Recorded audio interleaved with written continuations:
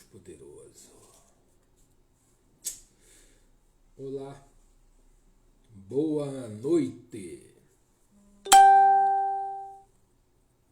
Boa noite, boa noite, boa noite. Louvado seja o nome do Senhor. Olá a todos, amigos.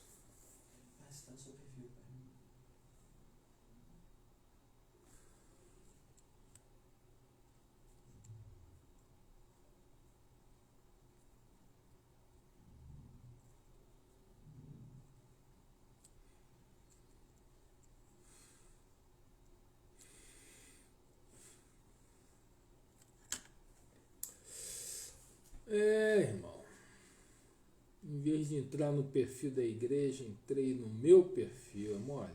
Ô papai, Deus é bom, cara. É bom pra gente estar esperto.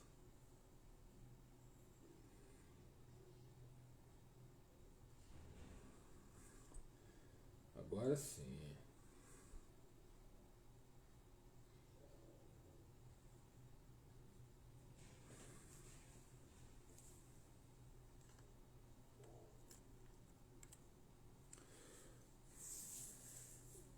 Agora sim, no perfil correto da igreja. Ô papai, misericórdia, pai. Agora sim. Em tuas mãos, em teu louvor te adorar.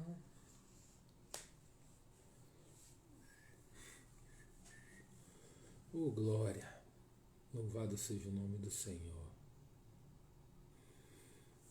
Jesus é bom, maravilhoso.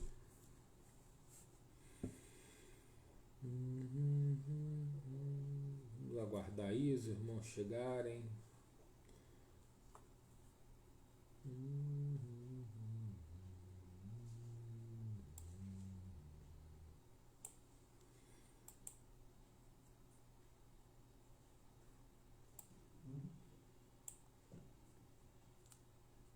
Rapaz, essa semana, na semana passada, final de semana, com um louvor, né, tão antigo, né, lá de comunidade de Nilópolis, né, que canta Descerá sobre ti o Espírito Santo. É um louvor antigo, mas lindo, né? Maravilhoso, assim, uma adoração. E esse louvor ficou tocando no meu coração a semana inteira. Inteira. Muita bênção. Muita bênção.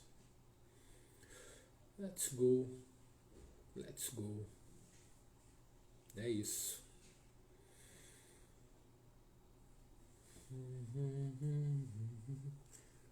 Descerá sobre ti o Espírito Santo. É isso, irmão. E o poder do Altíssimo te envolverá. Muito lindo isso, né? É uma verdade tremenda.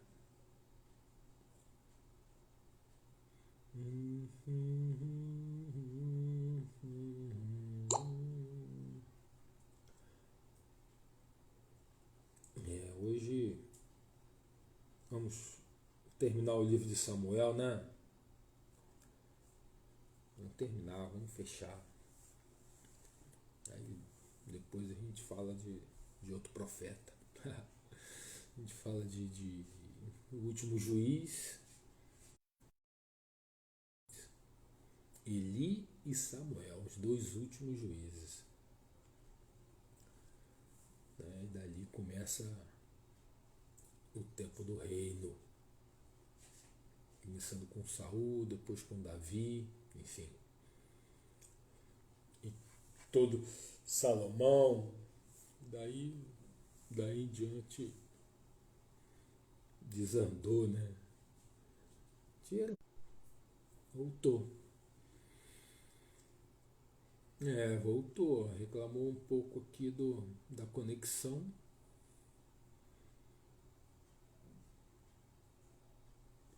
Deixa eu ver aqui como é que está conectado.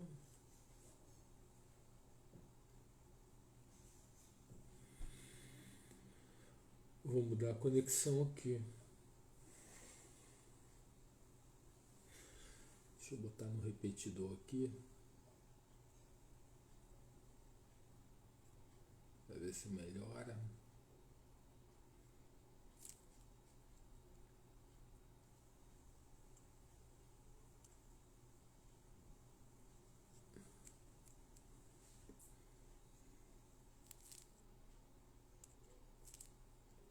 Vai dar uma travada, mas vai melhorar.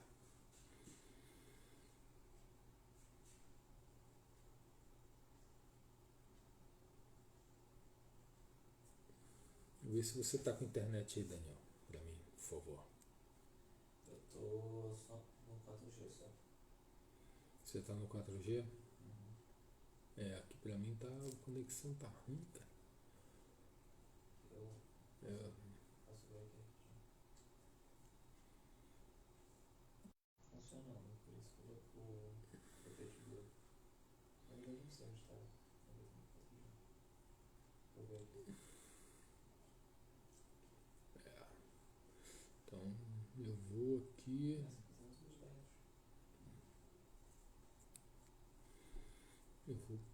O que eu fiz aqui foi o plano de dados. Até o repetidor estava ruim. Oi, Kátia! Tudo bom? Que bom te ver. Glória a Deus. Estamos começando aqui mais uma live, né, sobre simplesmente Jesus. Vamos orar aqui para a gente começar. Glória a Deus. Deus abençoe. Deus amado, Pai querido, consagramos a Ti, Senhor, esse momento para falar do Teu Filho, para falar de Ti, das Suas coisas, para falar da Tua parte, que o Senhor tome o comando e o controle desse momento, que seja o Senhor a falar, Pai, seja o Senhor a comandar, seja o Senhor a ministrar, a ensinar, que seja o Senhor à frente, Pai, e que a honra e a glória é toda Tua, em nome de Jesus. Amém. Amado, ali, como eu falei para vocês, a gente está estudando, né, o Antigo Testamento, e a gente tendo um olhar específico, né, a gente vendo as figuras, né, aqueles que têm um papel messiânico, né, que remete a Cristo, que personifica características do Messias e que mostra, fala com suas atitudes, seus pensamentos, suas ações, mostram como é o reino do Messias e por que eles são vistos como figuras messiânicas dentro do Antigo Testamento, né? Então a gente está falando do livro de Samuel, né, que é um livro, como eu falei, é um livro super intenso, todo capítulo não tem um momento de descanso, um momento para respirar, ele é o tempo todo com informações novas, né, sobre um momento muito crítico do povo de Israel, né? Assim que é o final do período de juízes, início do período dos reis, e de forma muito intensa, né? E a gente falou né, como Deus levanta Samuel, a forma milagrosa como ele nasce, né, da mãe dele, Diana, do pai Eucana, e ele reina, né, e ele julga Israel, né, o Senhor estabelece o povo na terra prometida, né, e ensina como eles deveriam ser, né, um sistema de governo, vamos chamar assim, né, onde ele, Senhor, seria o rei, né, mas chegou o final de um período onde é um sistema, obviamente, né, é um desafio humano terrível, né, onde seria necessário, é necessário, né, a misericórdia, o amor, a compaixão, o olhar para o outro, algo muito espiritual, ou amar demais o próximo, né? E as outras tribos, entre todas as tribos, uma amar a outra e ser cúmplice da outra em tudo, né? E isso é um desafio humano enorme, enorme. E eles chegam ao ponto, né, depois de tantos desafios militares e de centralizações que eles não têm, eles queriam um reino humano, um governo igual àqueles que estavam à sua volta. Esse foi o pedido a Samuel, né? E Samuel se vê rejeitado, mas vai conversar com Deus e Deus fala: não, Samuel, o problema não é contigo, não é comigo, eu sou o rei deles. Esse formato de governo, esse sistema de governo, onde eu sou o rei, é isso que eles estão rejeitando e é a mim que eles rejeitam. E Samuel fica ali assim: não, mas o Senhor, não. E mesmo assim, né, ele se sente meio, não se sente bem com aquilo, mas e levanta um rei, o Senhor escolhe um rei, Saul, que é igual a eles, né? Igual ao povo, carnal, humano, terreno, igual os que estão à volta, os reis à sua volta. Ansioso, toma as decisões precipitadas, enfim, mas é grande, alto e bonitão. A aparência pura e o caráter zero, né? E levantado Saul, o povo adora com essas características, né, humanas tão louváveis, né? E o povo adora, e ele fala de Saul, Saul é cantado e tal, tarará, o Saul governa por 40 anos, sendo que no meio do caminho de algumas, como a gente falou na semana passada, dos caminhos tomados por Saul, né, dele desobedecer ao Senhor e passa a fazer as coisas de sua própria maneira, segundo o seu próprio juízo. Saul começa a fazer as coisas conforme lhe apraz, do jeito dele, como é qualquer rei à volta de Israel. Mas o Senhor rejeita ele por conta disso. Por conta disso. Por conta de que Saul não obedece ao Senhor. Não dá a mínima para aquilo que o Senhor estabelece como padrão de comportamento, como ele quer que sejam feitas as coisas. E a ponto de Saul, do Senhor perguntar a Samuel: até quando, Samuel, você vai ficar insistindo com esse cidadão aí, né? Com Saul, até quando? Né? Eu já preparei um outro para mim. Aí manda, como a gente viu na semana passada, eu estou só recapitulando para você não se perder, e manda Samuel para a casa de Jessé. Aí passam todos os filhos e Deus não fala, todos. O primeiro era fortão, mais velho, forte, guerreiro. Samuel falou: opa, esse aí não era. Passou o segundo, passou o terceiro, não era. Passou todo mundo. Mas falou: você não tem mais filho, não? Pô, tem um menino lá. Manda chamar o menino. Aí veio o menino, você falou: é esse aí que eu escolhi.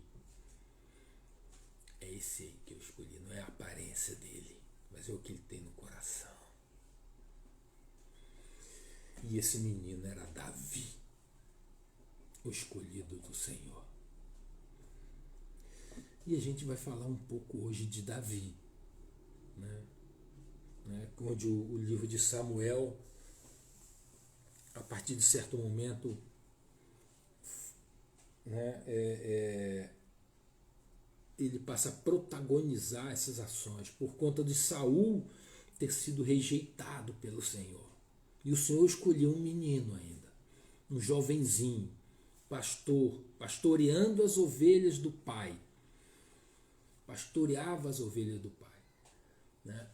E em certa feita, né, o pai, né, manda o Israel novamente em guerra com os filisteus, e o pai manda chamar Davi, dá ele uma série de mantimentos, fala assim, olha, leva lá para a batalha, entrega lá para os seus irmãos essa parte para os chefes deles, né, para os senhores de 100 e tal. Então mandou, o menino foi lá para a guerra, chegou lá, entregou para quem de direito, e quando ele chega lá, ele vê um filisteu enorme. O filisteu vai e afronta o exército de Israel. E ele, menino, vê aquilo, né? Mas o que é esse filisteu? O cara, diz a Bíblia, diz de 2 metros, quase 3 metros de altura. 2,90, mais ou menos, aproximadamente. E vê aquele filisteu enorme chamado Golias. E o filisteu faz um afronto e diz, se tiver alguém aí que seja capaz de me derrotar, que descer a batalha comigo, se me derrotar, a gente vai servir, vai ser escravo de vocês. Agora, se eu derrotar ele, vocês vão ser nossos escravos. Então, o desafio de Golias era pela escravidão.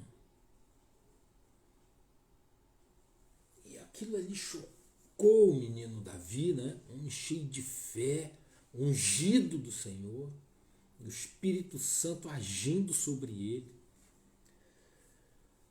E ele, né, começa ele começa a falar com os outros, né? Mas o que está havendo? O que é isso? O que está acontecendo nessa situação, né? E o que está acontecendo? Quem é esse filisteu? Perguntando para as pessoas e aquela afronta, e ele indignado com a afronta de Golias. O resto do povo com medo. O menino pastor, olha a ironia, o menino pastor indignado com a afronta. Os soldados com medo. Era para ser o contrário, né? Mas os soldados com medo. Talvez ele não soubesse medir as consequências, será? Mas vamos seguir o caminho. Interessante que é dito de Saul que ele era o rei, era o mais alto, que todos os outros concidadãos ficavam abaixo dele. E ele sobressaía em altura e beleza. Ou seja, ele não era do tamanho do gigante, mas ele era muito alto e forte. Então, se alguém deveria combater esse gigante pela altura, seria o próprio rei. Mas o rei nem se indignou, falou assim, não, algum soldado vai combater esse Golias. E o rei prometeu premiação e honra. Dinheiro, riqueza e honra. Ou seja, quem matasse o Golias, descesse para lutar com ele, matasse ele, ia se tornar genro do rei, ou seja, da nobreza, ia receber dinheiro, joias, enfim, riquezas. E mais, a família seria isenta de tributos. Então, tinha uma premiação, mas mesmo assim ninguém se dignou, ninguém se sentiu competente para lutar com Golias. E Davi perguntando, mas o que é isso? Peraí, não pode, não aceito isso, esse negócio. É o irmão de Davi. Olha Davi, olha assim, vem cá Davi, que história é essa? Deixa de ser presunçoso. Olha só. Deixa de ser presunçoso. Eu sei o que tem no teu coração. E Davi, né, desvia o furor do irmão com uma palavra branda. Fala assim para ele, pô, o que eu fiz de errado? Eu estou só perguntando o que está acontecendo. Só estou perguntando que premiação que vão dar aí para quem, né, para quem derrotar o Golias. Aí o irmão fala assim, eu te conheço, rapaz, eu te conheço, eu sou teu irmão. Eu sei o que está passando na tua cabeça. Né? Ele, não é nada disso, não é nada disso. Aí tanto ele perguntar, as pessoas falaram assim, olha, falaram para Saul, olha, tem um menino aí que acho que ele está a fim de descer lá. E, bom, resumo, ele foi lá conversar com Saul. Quando o Saul olhou para ele, falou assim, não, que é isso, cara. O cara é sujeito experiente, é guerreiro. Não é para você. Você não tem experiência de combate, você nem do exército é. Não dá para você. Aí Davi fala assim para Davi fala assim para Saul. 1 Samuel 17, a partir do 32. Lê comigo. E Davi disse a Saul, não desfaleça o coração de ninguém por causa dele. Teu servo irá e pelejará contra este filisteu. Porém Saul disse a Davi, contra estes filisteus não poderás ir para pelejar com ele, pois tu ainda és moço e ele é homem de guerra desde a mocidade. Então disse Davi a Saul, teu servo apacentava as ovelhas de seu pai, e vinha um leão ou um urso, tomava uma ovelha do rebanho, e eu saía após ele e o feria, e a livrava da sua boca, e levantando-se ele contra mim, ou seja, o leão e o urso, né, lançava-lhe mão da arma e o feria e o matava. Assim feria o teu servo, o leão como o urso. Assim será com este incircunciso filisteu, como um deles, porquanto afrontou o exército Deus vivo. Olha a indignação de Davi. Esse incircunciso que se levantou contra o exército do Deus vivo. Né? Ali, deixa eu só reler para você o 35 aqui do capítulo 17, que é aqui nessa tradução aqui, não estava 17, 35. Deixa eu só...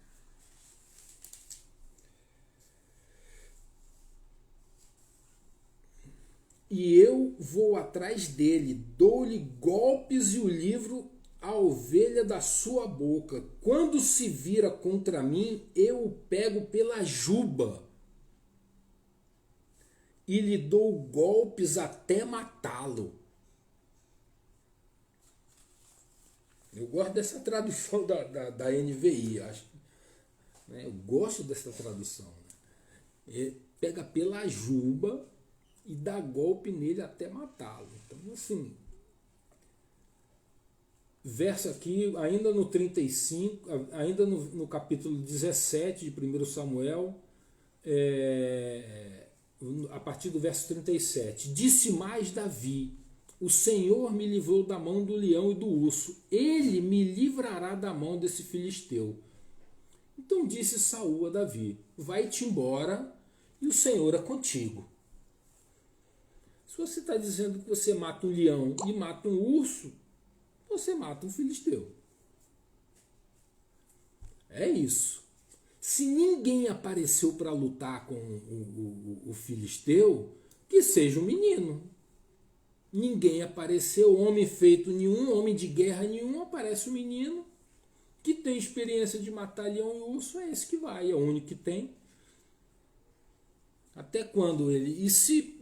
É aquela coisa, olhar humano de Saul. Não, mas se ele perder, matou um menino. Não é o exército, ele não é do exército, ele nem é do exército de Israel. Ele é um pastor de ovelha. Não levou fé, né? Não levou fé. 17, verso 42. E olhando o filisteu e vendo a Davi, o desprezou, porquanto era jovem ruivo e de gentil aspecto. Disse, pois, o filisteu a Davi: sou eu algum cão, para tu vires a mim com paus? E o filisteu amaldiçoou a Davi pelos seus deuses. Disse mais o filisteu a Davi: vem a mim, darei a tua carne às aves do céu e às bestas do campo. Davi, porém, disse ao filisteu: tu vens a mim com espada e com lança e com escudo, porém eu vou a ti em nome do Senhor dos exércitos, o Deus dos exércitos de Israel, a quem tens afrontado. Hoje mesmo o Senhor te entregará na minha mão, e ferir-te-ei e te tirarei a cabeça. E os corpos do arraial dos filisteus darei hoje mesmo às aves do céu e às bestas da terra. E toda a terra saberá que há Deus em Israel. Saberá toda esta congregação, verso 47, que o Senhor salva, não com espada, nem com lança, porque do Senhor é a guerra, e ele vos entregará na nossa mão. E sucedeu que, levantando-se o filisteu e indo encontrar-se com Davi, apressou-se Davi e correu ao combate, e a encontrar-se com o filisteu. Verso 49. E Davi meteu a mão no alforje e tomou dali uma pedra, e com a funda lhe atirou e feriu o filisteu na testa. E a pedra se lhe encravou na testa e caiu sobre o seu rosto em terra. Assim Davi prevaleceu contra o filisteu com uma funda e uma pedra, e feriu o filisteu e o matou, sem que Davi tivesse uma espada na mão. Pelo que correu Davi e pôs-se em pé sobre o filisteu, subiu em cima dele, e tomou a espada e tirou-a da bainha e o matou, e lhe cortou com ela a cabeça. Vendo então os filisteus que o seu campeão era morto, fugiram. Vamos orar? Senhor Deus, nosso Pai, em nome do Senhor Jesus, entregamos nas tuas mãos, Pai, esse momento, essa palavra, que seja o Senhor a conduzir. A gente quer ser ministrado por Ti, de todas as coisas, Pai. E a gente te agradece por tudo, Pai, por esse momento, em nome de Jesus. Bom, então, primeiro Samuel conta essa história de Davi, conta como ele apareceu, né, como ele surgiu, da escolha de Deus. Até aí não tinha Jessé, não tinha aparecido ainda, não sabia nada de Davi, né? Mas conta a sua ascensão como guerreiro em Israel, como ele apareceu, como ele cresceu, né, como guerreiro. O ciúme, a gente vai ver aí, o ciúme de Saul contra ele, né? E depois a ascensão de Davi ao reino, como rei. Amém? Então vamos lá. Vamos seguir aí. Você vê que Golias veio através de uma afronta e o medo que ele causava, pelo tamanho dele, pelo guerreiro que ele era. E o exército sentia medo. Ninguém tinha coragem de afrontá-lo ou de enfrentá-lo. A palavra de Deus diz assim, está lá no verso 24 de Samuel 17, diz assim que vendo aquele homem, fugiam de diante dele, temiam grandemente. Olha só. E há a promessa lá no 25, né? né? E dizia os homens de Israel: viste aquele homem que subiu? Pois subiu para afrontar Israel. Há de ser, pois, que ao homem que o ferir, o rei o enriquecerá de grandes riquezas e lhe dará sua filha. Olha só. Né? E será isento de impostos à família, à casa de seu pai. Olha só. Então o rei estava oferecendo grandes coisas para derrotarem, para ver se incentivava. Mas o medo era tão grande, que nem a ganância, a ambição das pessoas fazia com que elas fossem enfrentar Golias. Sentimentos humanos em conflito e o medo vencendo. Maior do que a ambição e a ganância. Né? Isso chama a atenção de Davi, né? Mas espera aí, ninguém quer ir lá. Mas tendo essas recompensas, mas ninguém quer ir. Por isso que o irmão dele... Porque ninguém queria ir. Estavam todos com medo.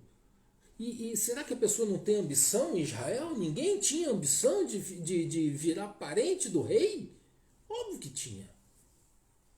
Todo mundo tinha. Mas era um preço alto. O risco era alto. Né? O risco era alto, irmão. Porque eles olhavam ele, olhavam o rei, olhavam o Golias, e olhavam a forma de batalha, olhavam para si próprio e falavam: eu não vou conseguir. Eu não vou conseguir, não vou nem tentar porque eu vou morrer. Mas eu não vou tentar. Olha só, nem dos grandes guerreiros de Saul, ninguém. Todos, ó, quietinhos. Até que veio o menino, cheio de coragem, cheio de ousadia, mas principalmente cheio do Espírito Santo. Cheio do Espírito Santo. Note que a afronta de Golias era de escravizar. Ou eu viro escravo, ou vocês viram escravos. A proposta dele era de escravidão. O que queria Davi? E qual era a indignação dele estar afrontando o exército do Deus vivo? E ele fala ali, quando a gente leu, ele diz assim, de que você afronta o exército do Deus vivo, a quem você está afrontando, né? Você está falando contra o exército do Deus vivo, a quem você está afrontando? Você está afrontando a Deus, ao Senhor. A tua afronta não é somente contra o exército, é contra o Senhor. E eu vou cortar a tua cabeça para que saibam que há Deus em Israel. É para honrar o nome dele. Ele não falou: não, eu vou cortar porque eu vou ganhar dinheiro, eu vou cortar porque eu vou arrebentar, eu vou cortar porque eu sou fera, eu sou isso, eu sou aquilo, eu sou forte, vou acabar com isso, vou escravizar vocês. Não. Eu vou vencer porque eu quero honrar o meu Deus. Porque você está afrontando quem você não conhece. E aqui, em Israel, há um Deus todo-poderoso, Criador dos céus e da terra. É isso. É isso. Isso que está no coração de Davi, ao descer naquele vale, para enfrentar o Golias. Né?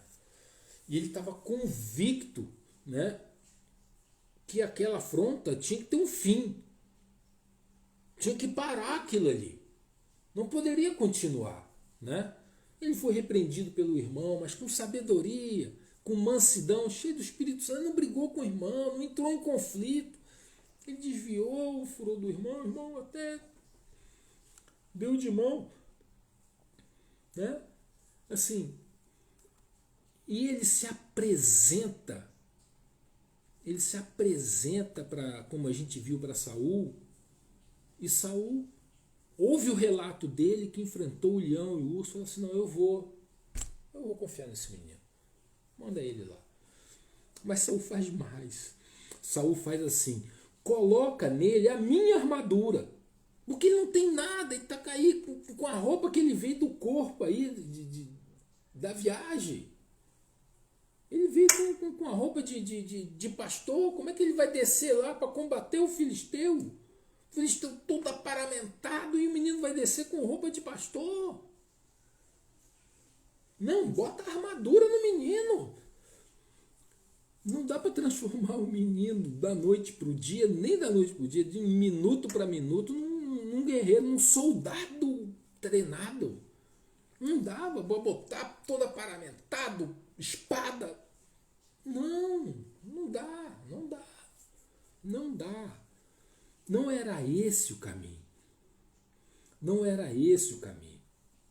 E interessante o diálogo que Golias trava com Davi, né? Que é falando sobre isso, né? De que eu sou um cão, sou um cachorro, você vem para mim com um pedaço de pau e pedra, e eu sou um guerreiro, você não vai honrar a honra do guerreiro, daquela coisa, né? E o menino não, ele desce com pedra. E o cajado, o que está falando do pau é do cajado de pastor. Ele desce com o cajado e com a funda. E a bolsa dele cheia de pedra.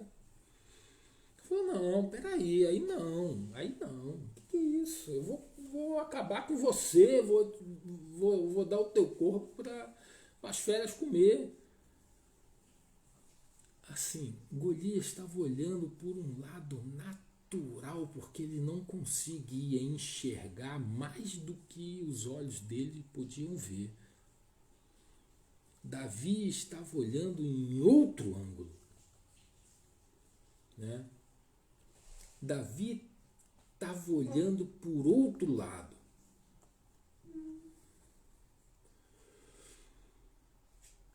Quando ele olha Davi, e Davi, assim, no verso 46, no finalzinho, a última frase do verso 46, ele diz assim: toda a terra saberá que há Deus em Israel. Falando para o Golias. Porque o exército que você afrontou, eu vou cortar tua cabeça, vou tirar tudo, vou te matar, para que todos saibam que há Deus em Israel. Preste atenção. E saberá, verso 47, e saberá, 1 Samuel 17, verso 47, e saberá toda a congregação, todo mundo vai saber, que o Senhor salva. Que o Senhor salva. Eu não preciso de ninguém para me salvar. O Senhor me salva. O Senhor é a minha proteção. Não com espada, nem com lança, porque do Senhor é a guerra. E Ele vos entregará na minha mão. Eu não preciso de espada e eu não preciso de lança. Eu só preciso do Senhor. E de mais nada. E toda e qualquer guerra será vencida. Não é o fator humano, cara. Não é. Não é a humanidade, não é a força humana, não é o poder humano, não é o preparo, o treinamento humano.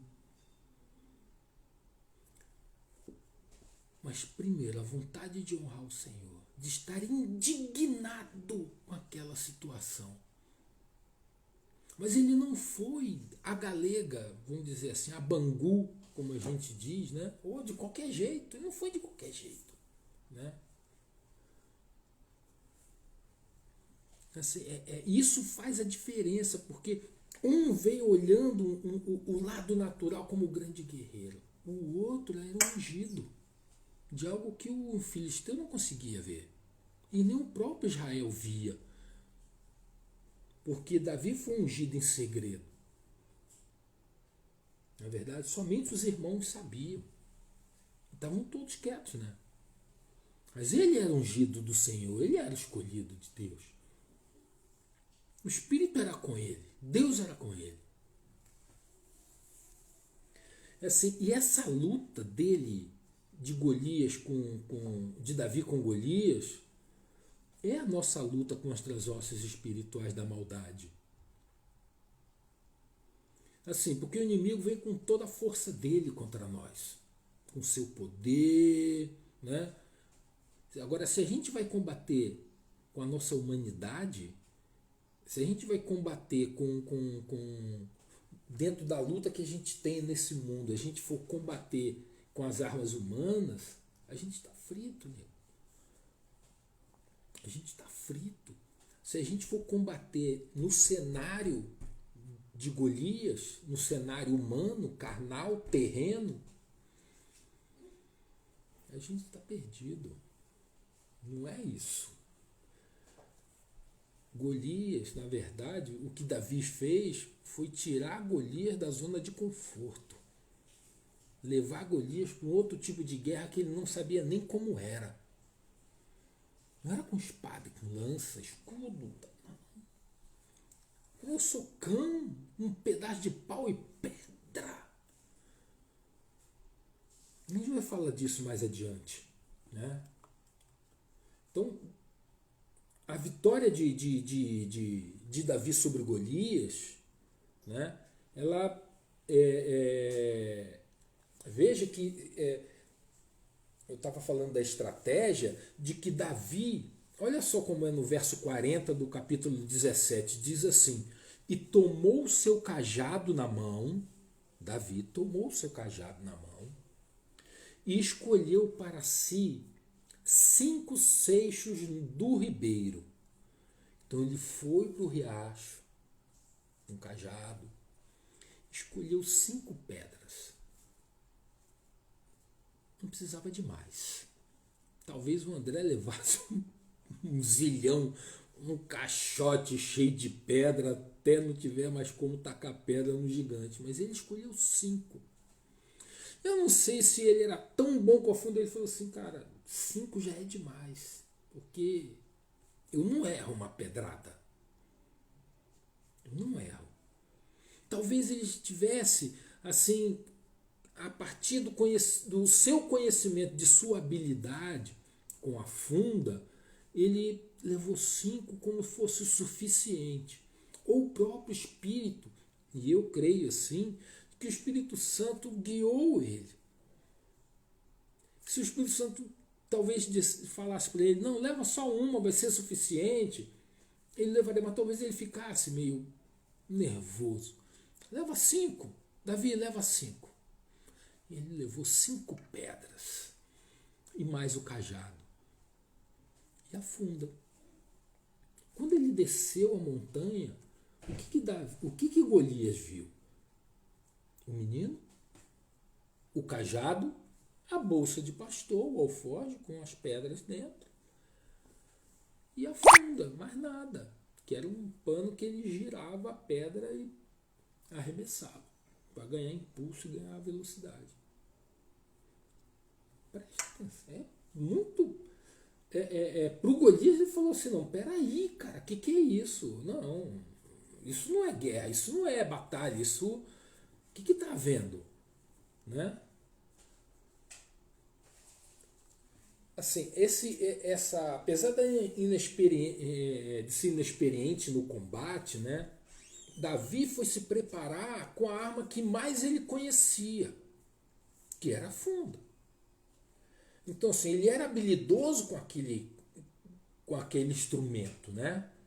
Então, ele não foi tentar, ali na última hora, tentar aprender como mexer com a espada, ou lançar a lança umas 3 vezes para ver se acertava algum lugar. Não. Ele era habilidoso com aquilo e era aquilo que ele tinha, porque na verdade o que ele tinha era o Senhor, que ia fazer com que aquilo fosse muito mais poderoso do que qualquer outra arma.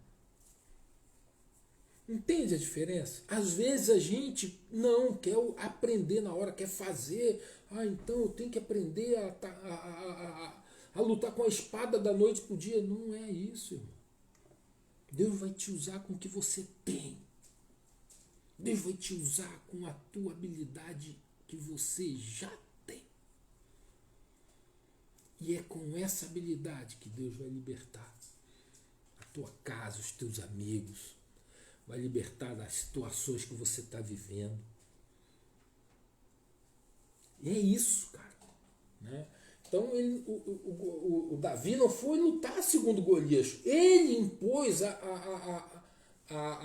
forma que ele queria. Ele ditou o ritmo, ele ditou como era a regra do combate. Ele não entrou no jogo do outro, ele deu o toque, deu o tom de como seria a batalha. E tirou o outro e falou assim, não, peraí, um pedaço de pau, estou aqui com a lança, uma espada enorme, não sei quantos quilos, você está com um pedaço de pau e um monte de pedra? Não, peraí, cara, que batalha é essa? Ninguém me contou sobre isso, eu não sei atirar pedra em ninguém. Foi por outro caminho. Usou de uma estratégia que não era o que as pessoas estavam acostumadas, não é o que os soldados estavam pensando que deveria ser a batalha. O que foi feito por Davi era completamente novo, de uma forma, até está na moda a palavra, disruptiva, né? Completamente inovadora, olha aí. Cara, fora do padrão, mas era onde ele tinha habilidade, onde ele sabia, aquele caminho ele dominava. Aqui, essa estrada eu conheço, esse campo é meu, esse campo aqui eu conheço.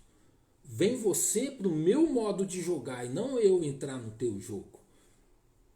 Percebe? E é isso que é o que Deus está nos ensinando aqui. Que o nosso combate é diferente. A gente não vai usar as armas dele. A gente vai usar as armas celestiais que o Senhor nos dá. Essas são as armas que a gente usa. Ame. Ame. Abençoe. Perdoe. Peça perdão. Se humilhe.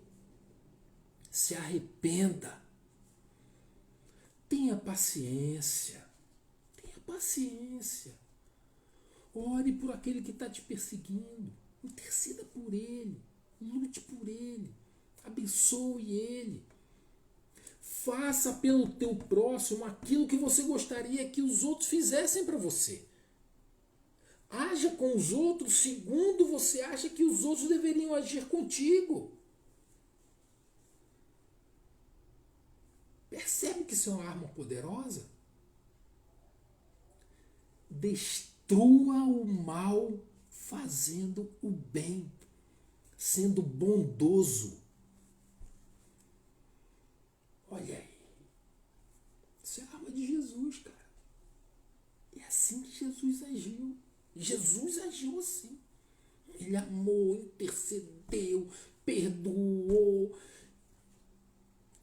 ensinou, falou, mostrou o caminho. É disso que está falando. Intercedeu, não reclamou, teve paciência e perdoou, a ponto de assumir a culpa dos outros. Agora, a gente lutar com as armas do mundo é o que a gente já sabe de hoje em dia, né? É a gente falar mal, criticar pela crítica. É mentir, enganar, falsear, menosprezar, maldizer. Coisas semelhantes a essa que está cheia aí, ó. As pessoas disputando as coisas assim. Mentindo, brigando, ofendendo. Uma ofensa atrás da outra. Só sabe ofender. O tempo todo com ofensa. E isso não é assim que a gente vai ganhar as guerras.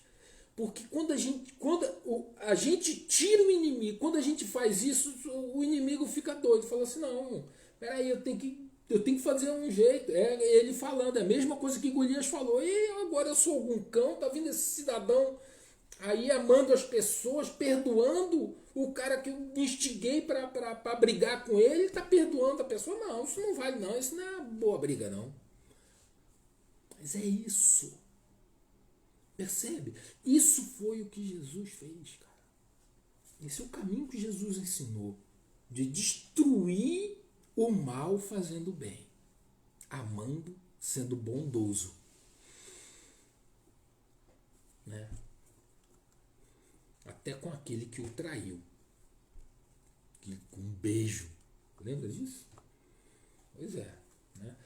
Então, assim, porque as obras da carne são manifestas, diz lá em Gálatas 5,19, né? Prostituição, impureza, lascívia, idolatria, feitiçarias, inimizades, porfias, emulações, iras, pelejas, dissensões, heresias, invejas, homicídios, bebedices, glutonarias e coisas semelhantes a essas. E ele diz assim, acerca das quais vos declaro, como já vos disse antes, que os que o cometerem tais coisas não herdarão o reino de Deus. Mas o fruto do Espírito é amor, gozo, paz, longanimidade ou paciência, né? Benignidade, bondade, fé, mansidão e temperança, o domínio próprio. Percebe? E é disso que a gente...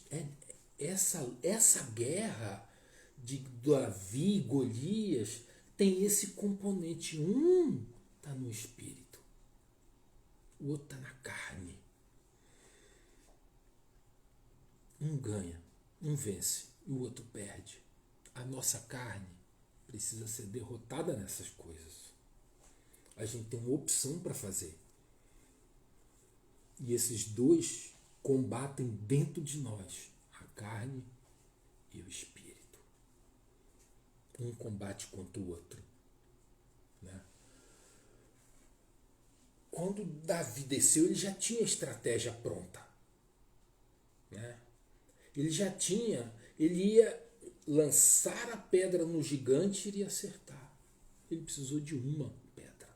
Ele levou 5. Acho que o Espírito fez, né? Como eu falei, para dar paz ao coração dele. Mas ele levou 5, acertou a primeira. Pau! Você não precisa de mais de... Esse é o caminho, sabe? É o do amor, é o de Jesus, é o discípulo de Jesus. Esse é o caminho. São as pegadas dele, o ensino dele. Percebe? Essa figura de Davi é uma figura messiânica. Davi era uma figura messiânica, por ser rei, constituído rei, desprezado aqui, mas vencedor. Repara só. E Davi sobe em cima do Golias, como a gente viu, né? Arranca a espada dele e corta a cabeça dele. Corta-lhe a cabeça. As consequências dessa vitória são todas aquelas recompensas e mais a honra. E Saul fala, não, peraí, você vem para o exército, e posição dentro do exército e tudo, né? Um monte de coisa. Por outro lado, vem inveja e vem ciúme. Inveja e ciúme. Mas a gente tem que estar preparado para isso. Tem que estar preparado para isso. Porque essas coisas são humanas também. E não é para a gente condenar e achar que é o fim do mundo. Não, cara, isso é natural, porque o ser humano é assim. Se alguém é honrado, alguns se alegram, mas alguns ficam chateados, porque gostariam também de ser honrados. É natural, é natural. O que é que a gente faz? É a gente se humilhar e conduzir os outros a um lugar onde ele também é honrado por Deus. Mas tem que se humilhar, porque a honra é dele, a glória é dele. E Davi sabia disso. Mas o Senhor não deixou Davi se ensoberbecer nesse momento, antes de assumir, não. O Senhor, sabe o que o Senhor fez? Deixou que Saul ficasse enciumado dele. Primeiro, Davi ficou o melhor amigo do filho de Saul, filho mais velho. O melhor amigo. Em segundo lugar, Saul saía pelas cidades e as mulheres cantavam música. Saul, saiu, Saul matou 1000, mas Davi matou 10.000. Saul ficava tiririca. Saul ficava indignado, porque falava dele mais do que o próprio rei, né? Mas era simplesmente pelo feito dele, né? Nada mais justo, né? A figura, um garoto, tudo que envolve Davi, né? Mas já era também, de certa forma, o Senhor honrando ele, honrando aquele que era o escolhido. Amém? Olha, Saul começa a perseguir Davi, a perseguir por inveja, por ciúme, por maldade. E o mundo, Saul é uma figura humana representando ali na Bíblia a carnalidade humana, daquelas que às vezes diz que ama a gente, mas virou as costas, está perseguindo. É falso, mentiroso, desobediente. Mas a figura dele, grande, rei, tudo, era carismática. E perseguia Davi. Não podia ver Davi, que ele queria acabar com ele. Várias vezes tramou a morte dele, várias vezes. Mas nenhuma delas ele conseguiu. Davi ainda livrou Saul 2 vezes da morte. Teve a oportunidade de matar 2 vezes. E o livrou. Por temor do Senhor. Por não querer levantar a mão contra o ungido do Senhor. Apesar de Deus já ter rejeitado ele. Mas Davi honrou a unção. Honrou a unção que estava sobre ele. E até falou para um servo dele, né, no momento que ele poderia matar Saul, na segunda vez já, e o servo dele fala assim: vamos lá, Saul, vamos matar, cravar, você me dá a ordem, eu vou lá e vou cravar a lança nele. Ele falou: não,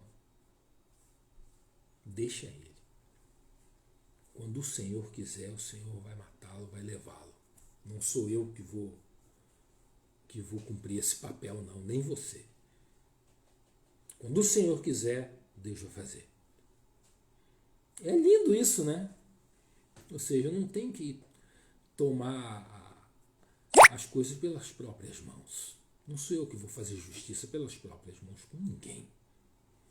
Está nas mãos do Senhor. Eu tenho que ser bondoso. A figura de Davi nessas situações é a figura de Cristo. Eu não vou matar ele. Na hora que o Senhor quiser, o Deus poderoso, ele vai fazê-lo. Eu não vou fazê-lo. É lindo. Ensina a gente como a gente deve ser, mesmo com aqueles que perseguem a gente, com aqueles que querem o nosso mal, com aqueles que querem nos matar. E a nossa luta é ganhar eles para Cristo. Amém? E logo depois, Saul morre. Quer dizer, logo depois não, porque Saul reinou 40 anos, né? Mas morre Saul. Saul morre e deixa seu filho como rei. O filho Esbozete assume. Não dura muito, dura algumas semanas, alguns meses, na verdade, eu acho que 2 meses, e os próprios servos dele matam ele. Davi, após a morte de Saul, é coroado rei de Judá. Com a morte do filho de Saul, Davi é coroado rei sobre todo Israel e passa a reinar em Hebrom. Hebrom. Amém? Hebrom. Jerusalém nessa época era uma cidade dos jebuseus. Ok? E Davi reina sobre Israel em Hebrom durante 7 anos. Olha aí, Dida. 7 anos. Depois de 7 anos, Davi resolve tomar Jerusalém. E ele vai, invade Jerusalém, toma Jerusalém, e ali ela passa a ser conhecida como a cidade de Davi. E ali ele constrói um palácio, né? E ele se alegra muito, e ele restaura a unidade de Israel. A unidade tribal estava toda dispersa, o próprio Saul não era aquele agregador. E Davi não, quando assumiu o reino de Judá primeiro, depois de todo Israel, ele faz e refaz a unidade. É lindo isso. Fundamental para o crescimento do reino. Ter unidade. Apesar de serem 12 tribos, eram 12 irmãos. E as 12 tribos debaixo de Davi, do reino de Davi, elas crescem. Né? Então, Davi derrota os inimigos, os seus inimigos, e leva paz às fronteiras de Israel. E o reino começa a crescer. Aí Davi faz alguma coisa maravilhosa. Davi manda buscar a arca, que estava em Kiriat Jearim. Lembra disso? Que os filisteus tomaram a arca e depois devolveram, né? Aí Samuel levou e deixou ela lá. Ela estava lá até hoje, vamos dizer assim. Até que Davi está lá no palácio, falou assim, não vou trazer a arca. A presença do meu Senhor tem que estar perto de mim. Eu quero estar junto da presença dele. Não faz sentido que a presença esteja lá longe no norte de Israel. Eu vou trazer a arca, porque eu quero adorar aqui em Jerusalém. E ele traz a arca, tem aquele problema no meio do caminho, né? Que usar, vai meter a mão, que a arca vai cair no chão, ele bota a mão, ele é fulminado ali, aí para tudo, a arca é levada para a casa de Obed-Edom, e Davi não entende por que aconteceu, as pessoas não entendem. Aí vai se ler as escrituras, aí entende como é que se transporta a arca, que não é de carroça, é em cima do ombro dos homens, etc, etc. Aí alguém fala para Davi, ó Davi, a arca está lá na casa de Obed-Edom e o Senhor está abençoando ele, toda a família. Por causa da arca lá, Deus está fazendo coisas tremendas na casa dele. Eu falo, opa, peraí, deixa eu pegar essa arca, eu vou trazer para Jerusalém para que essa bênção se espalhe por todo o reino. Aí Davi manda buscar a arca e ela vem sobre o ombro dos levitas. E a cada 6 passos é feito um sacrifício. E Davi vem dançando à frente da arca. E entra em Jerusalém dançando e honrando. E o povo todo se alegrando. Uma grande festa em Israel. Porque a presença do Senhor vem para Jerusalém. E ali Davi levanta o seu tabernáculo, conhecido como tabernáculo de Davi. Esse é um momento lindo também da história de Israel. E ele institui ali, né, a adoração, né, ali na tenda. Institui, diferente até, de certa forma, ao que Deus tinha ordenado, mas institui a adoração na tenda. E é lindo isso da presença. E a partir daí o reino voa. O reino se expande com paz, prosperidade para o povo todo. E é uma bênção. Uma bênção. Né? Assim, e é tremendo, né, toda essa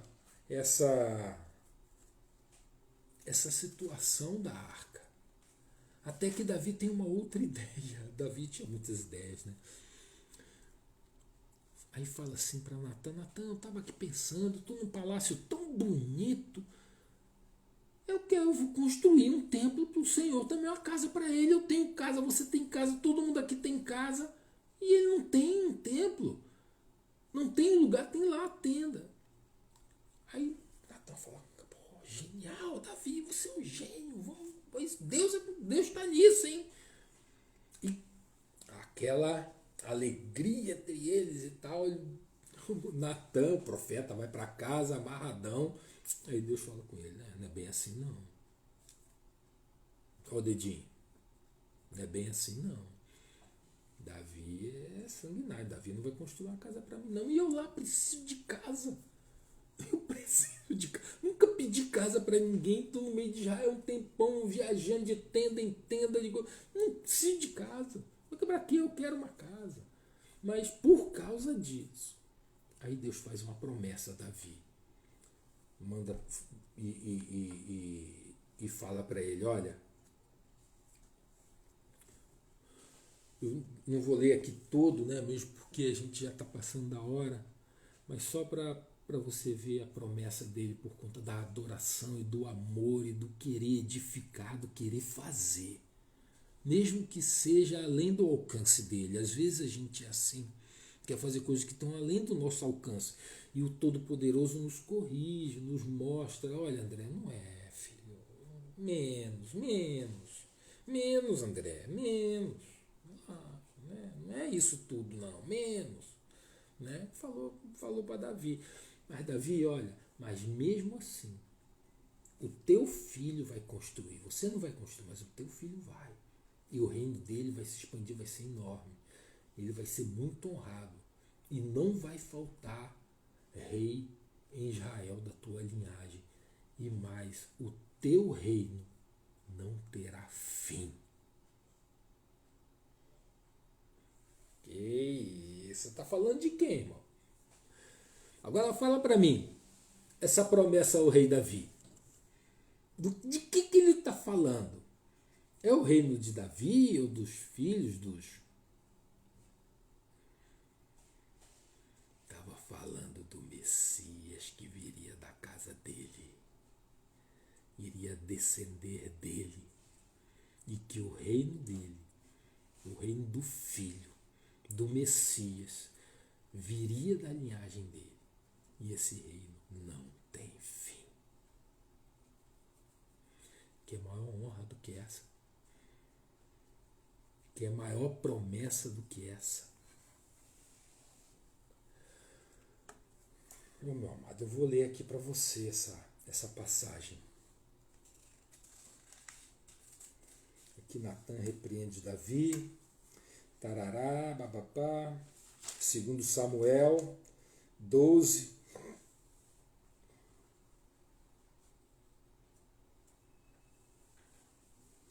Onde é que está? Ô papai.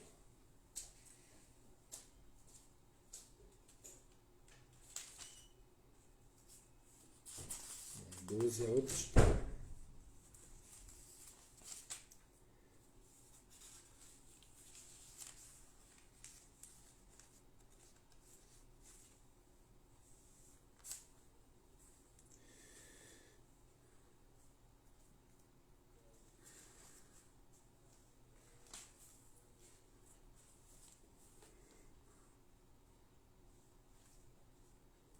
Diz assim, falando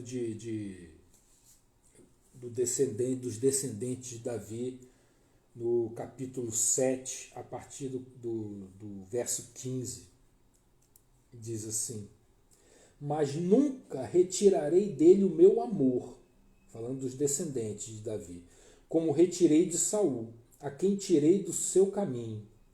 Quanto a você, sua dinastia, ou seja, toda a dinastia e seu reino permanecerão para sempre diante de mim. O seu trono será estabelecido para sempre. O que é isso? O que é isso? Que promessa é essa, irmão? Que promessa é essa? O reino não terá fim. É o reino do Filho, do Cristo, do Messias, que saiu, na verdade, da casa de Davi, como a gente sabe pela genealogia de Jesus. O Deus a qual a gente serve é um Deus tremendo. E Ele olha o coração da gente, as nossas intenções. Davi é falado que ele é o homem segundo o coração de Deus. Não porque ele não errasse, muito pelo contrário. A gente olha a vida de Davi e a gente vê um monte de erros, um monte deles, de todos os tipos. A ponto de Deus falar, você não vai construir meu templo porque você derrama muito sangue. Então, assim, não está falando de um ser perfeito, mas está falando de uma capacidade dele de reconhecer seus erros, de se arrepender deles, e de se humilhar, e de voltar atrás, e de consertar, e de não ter pacto com o erro. Às vezes a gente faz pacto com as coisas erradas, com o erro, no sentido de que a gente não quer dar o braço a torcer. A gente está sempre certo. Tudo que eu falo está certo. Tudo que eu falo nunca estou errado. Se eu falar que eu estou errado, vão achar que eu sou burro, vão achar que eu sou incompetente, vão achar que eu não sei de nada, vão achar isso, vão achar aquilo. Então eu não posso errar. E não é isso, irmão. A gente erra direto, cara.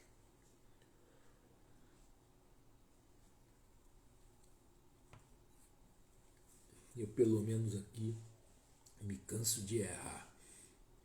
Me canso de fazer besteira e ter que pedir desculpa e de pedir perdão. Cara,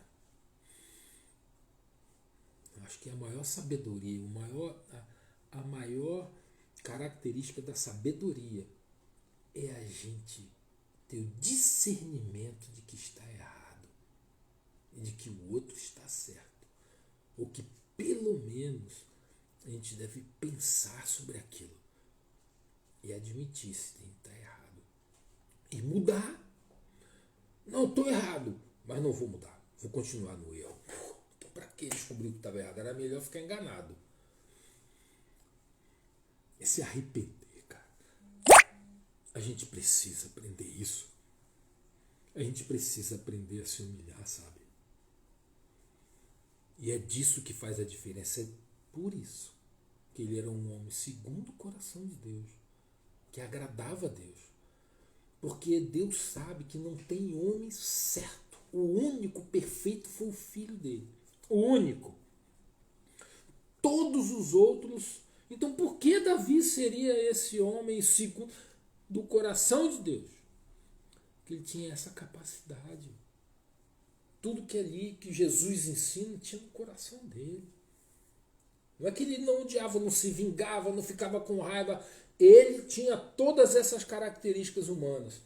Tinha todas as atitudes, como a gente viu contra várias pessoas, a situação de Betseba, situações de outros aí que a gente vê, né, dos beonitas lá no final do 2 Samuel. Tem coisas terríveis de Davi, terríveis. Né? Aquele monte de filho, como ele cuidava da família.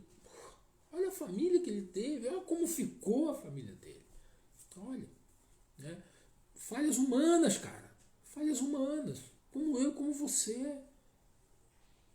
Mas ele se arrependia, cara. Voltava aos pés do Senhor. Pai, eu errei, cara. Os erros dele estão aqui. Todos os erros dele estão aqui. A gente estuda os erros dele para a gente não fazer igual. E ele era o homem segundo o coração de Deus, que se arrependia, se retratava, se consertava. e era um adorador de Deus. Que esse exemplo desse homem, segundo o coração de Deus, seja nosso, como discípulo de Cristo. Que a gente entenda que a gente erra, mas a gente pode ser o homem segundo o coração de Deus quando a gente volta, quando a gente perdoa, pede perdão, ama e tem paciência. Sabe? Então que isso, sabe, meu amado, fique no teu coração, que isso te abençoe, que isso seja poderoso, que esse homem, segundo o coração de Deus, nos ensine a como lidar com essas coisas desse mundo. E que a gente guerreie contra esse mundo, guerreie contra a nossa carne, guerreie poderosamente com as armas celestiais, né? Com aquilo que o Senhor tem nos dado, o Espírito e muito amor para que a gente possa vencer. Amém? Assim como Davi venceu, né? Porque até quando ele perdia, ele vencia, porque ele admitia e reconhecia os problemas dele e se arrependia, porque até aí a vitória. Amém? Deus te abençoe, que o Senhor Todo-Poderoso, né, seja contigo nas tuas decisões, nas tuas guerras, nas tuas lutas, nos teus combates, né, nas tuas estratégias.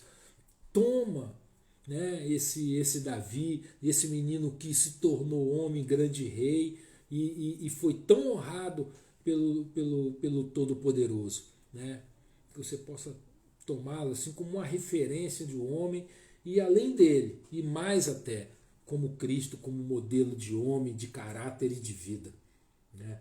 Que o nosso Senhor, né, esteja sobre a tua vida e que o Espírito Santo te conduza em tudo, em todas as decisões. Amém? Eu quero te abençoar, quero orar por você. Deus poderoso, eu quero abençoar esse irmão, meu Pai, que está hoje aqui. Eu quero interceder pela vida dele, que o Senhor seja poderoso na vida dele. Encha ele do teu Espírito, Pai. Derrama sobre ele da tua unção. Meu Pai, que ele seja cheio do teu óleo. Meu Pai, que ele seja um adorador, que ele te busque. Ah, Deus poderoso, eu quero abençoar a vida do irmão, da irmã, ou daquele que está assistindo e ainda não te conhece, Pai. E por esse que ainda não te conhece, eu te peço, ó Deus, que o Senhor venha tocar nele hoje, agora, e que ele agora possa fazer essa oração comigo. Meu amado, se você ainda não confessou o Senhor Jesus Cristo como o único Senhor e Salvador da sua vida, vamos fazer isso agora. Repita comigo, fale o seu nome. Eu, André, aceito o Senhor Jesus Cristo como o único Senhor e Salvador da minha vida. E prometo segui-lo no seu amor e nos seus ensinamentos para toda a minha vida. Senhor, inscreve o nome dessa pessoa, desse irmão, dessa irmã, no livro da vida e a abençoo. Eu a abençoo em nome do Senhor Jesus. Amém. Seja abençoado, meu amado, seja abençoado, minha amada. O Senhor é contigo. Amém? Uma boa noite e até semana que vem. Olha, amanhã tem a live do pastor Acleide, pastor Valmilton, um estudo, né, de batalha espiritual, um seminário, na verdade. Maravilhoso, imperdível. Assim, é ensinamento sobre o cotidiano, das nossas lutas, né? E eles vêm trazendo muita sabedoria e experiência nisso. E eu quero te convidar e quero te incentivar amanhã, 22 horas, né, no perfil Cleide Nossa no Facebook, né, e Valmilton de Oliveira no Instagram. Amém?